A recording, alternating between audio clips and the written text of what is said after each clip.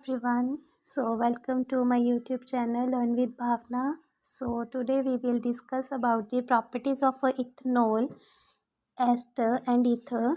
So students, now let's start. The first one is a property of ethanol. Now ethanol is a liquid at room temperature. The first property is like this. सो जो ethanol है वो room temperature पर liquid है.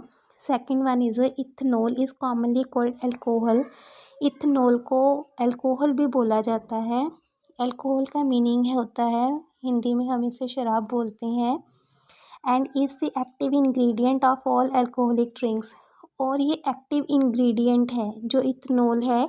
जितनी भी alcoholic drinks हैं सब में इसे एक्टिव इंग्रेडिएंट कंसीडर किया जाता है. लाइक जैसे अल्कोहलिक ड्रिंक्स में अगर हम एग्जांपल्स लें, सो विस्की एग्जांपल हो सकता है अल्कोहलिक ड्रिंक का. देन ब्रांडी भी अल्कोहलिक ड्रिंक में ही कंसीडर होता है और बियर भी अल्कोहलिक ड्रिंक में ही कंसीडर होता है. सो ये सारी अल्कोहलिक ड्रिंक्स हैं. Next is it is a good solvent.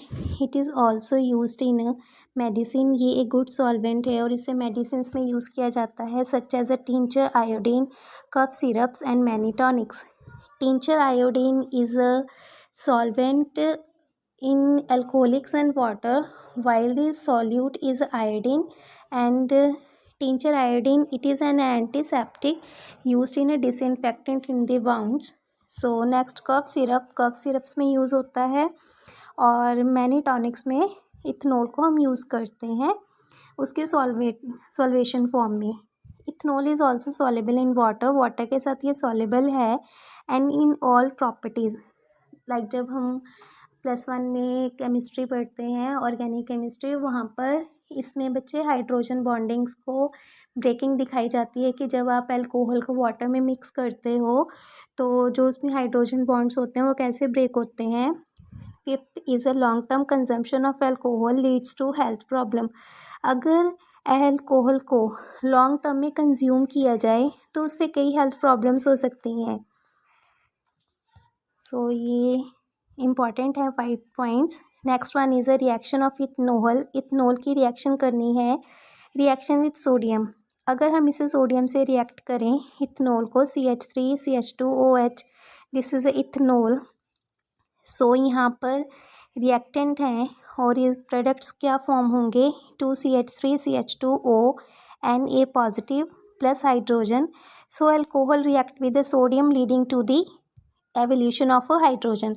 कि जब अल्कोहल को सोडियम से रिएक्ट किया जाता है तो वहाँ पर हाइड्रोजन लाइब्रेट होती है, मीन्स ये इवॉल्व होती है. Okay, endothermic and exothermic reactions होती हैं. फर्स्ट चैप्टर है जो आपका. सो उसमें हम पढ़ते हैं कि एंडोथर्मिक और एक्सोथर्मिक रिएक्शंस क्या हैं. सो उसमें गिवन आउट में हम लिखेंगे कि यहाँ पर हाइड्रोजन इज़ लाइब्रेटेड. सो ये प्रॉपर्टीज़ हैं इथेनॉल की और काफ़ी इंपॉर्टेंट हैं.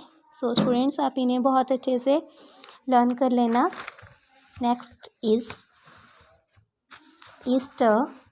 So an ester is a chemical compound derived from an acid, organic or inorganic, in which at least one OH hydroxyl group is replaced by the ol group. So ester एक chemical compound है जो कि organic और inorganic acid से हम इसे derive करते हैं, जिसमें एटलीस्ट कम से कम एक हाइड्रोक्साइल ग्रुप अटैच होता है जो कि हम उसको रिप्लेस करते हैं ओ ग्रुप से.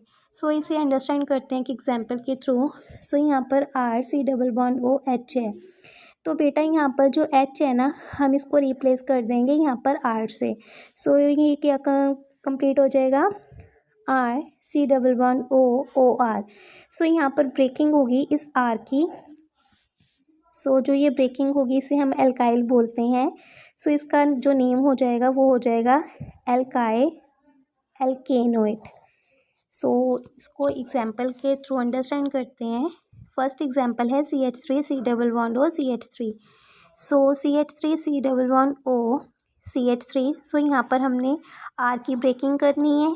सो कैसे नेम लिखेंगे, कार्बन 1 है, हमें पता है कि अगर एक कार्बन होती है, हमने ऑलरेडी इस चीज़ को अंडरस्टैंड किया है, तो उसे हम मिथाइल बोलते हैं। 2 कार्बन्स हैं तो हम उसे इथाइल बोलते हैं। देन ये क्या हो जाएगा, इथनोएट हो जाएगा, सो नेम होगा मिथाइल इथोनोएट।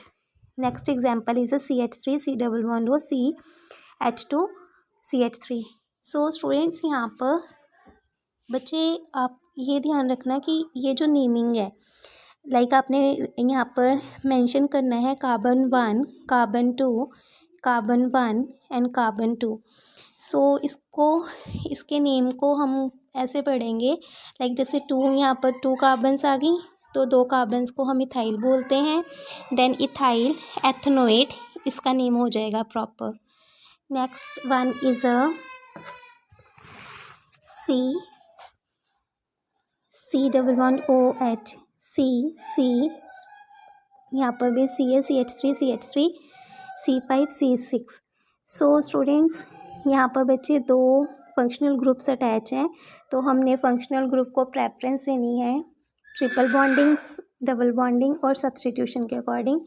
तो इसका जो नेम हो जाएगा, 4 पर 2 मिथाइल ग्रुप्स हैं, 4 डाईमिथाइल, 6 कार्बन की रिंग को हम हेक्सेन बोलते हैं, 2 सेकंड पर डबल बॉन्डिंग है, 2 इन 1 oic acid, because C++O carboxylic acid है, तो कार्बोक्सिलिक एसिड में से हमने ओइक एसिड लिख दिया है यहाँ पर।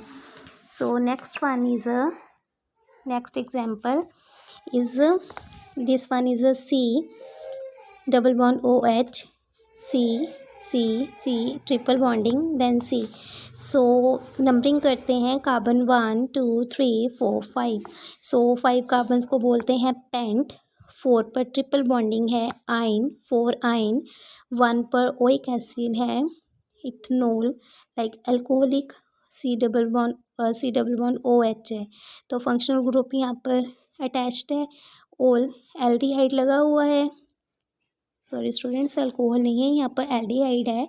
सो एल्डिहाइड में हमने ये पढ़ा था कि अगर एल्डिहाइड ग्रुप है तो उसमें हम यूज़ करते हैं Al का, तो नेम हो गया इसका पेंट 4 आइन 1 L। Next is ether, so CH3O CH3, then 2 methyl groups हैं, methoxy methane. Next one is CH3 CH2O CH2 CH3। So students जो बॉक्स आपको दिख रहा है इसे हमने OXY लिखना है, और जो यहाँ पर बॉक्स है इसे ANE लिखना है। तो 2 कार्बन्स को हम इथॉक्सी और इसको नेम बोलते हैं इथेन, इथॉक्सी इथेन। CH3 को ऑक्सी बोलेंगे, CH3 CH2 एन, तो नेम हो जाएगा मिथॉक्सी इथेन। बिकॉज मिथॉक्सी क्यों बोला है, क्योंकि 1 कार्बन है, और इथेन क्यों बोला है, क्योंकि 2 कार्बन है और इसमें सिंगल बॉन्डिंग है, सिंगल बॉन्डिंग को एन बोलते हैं। सो नेम हो गया methoxy ethane. Next one is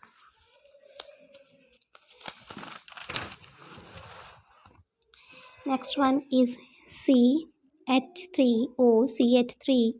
so यहाँ पर CH3 है, यहाँ पर भी CH3 है, 2 CH3 है, so di methyl ether.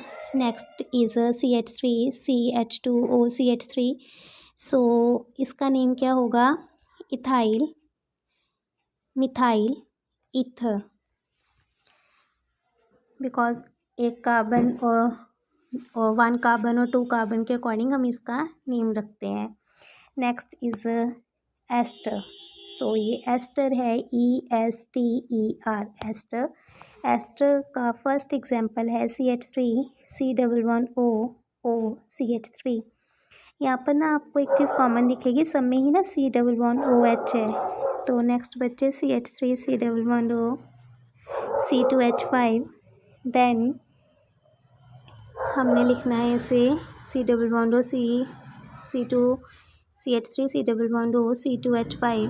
Then अगर O लगा है तो हम यहाँ पर I लगाएंगे, और OH में यहाँ पर OH से रिप्लेस किया जाएगा नेक्स्ट वन को, C2H5 C++O CH3। सो इसका नेम हम ऐसे लिखेंगे ईस्टर एल्काइल एल्कोइनेट। सो आज हमने इतना ही पढ़ना है। Ester, properties of ethanol, ether and ester. So आप इसे अच्छे से अंडरस्टैंड कर लेना। अगर आपको जो समझाया है वो अंडरस्टैंड हो गया हो तो लाइक कर दें और चैनल को सब्सक्राइब कर दें। Thank you all of you.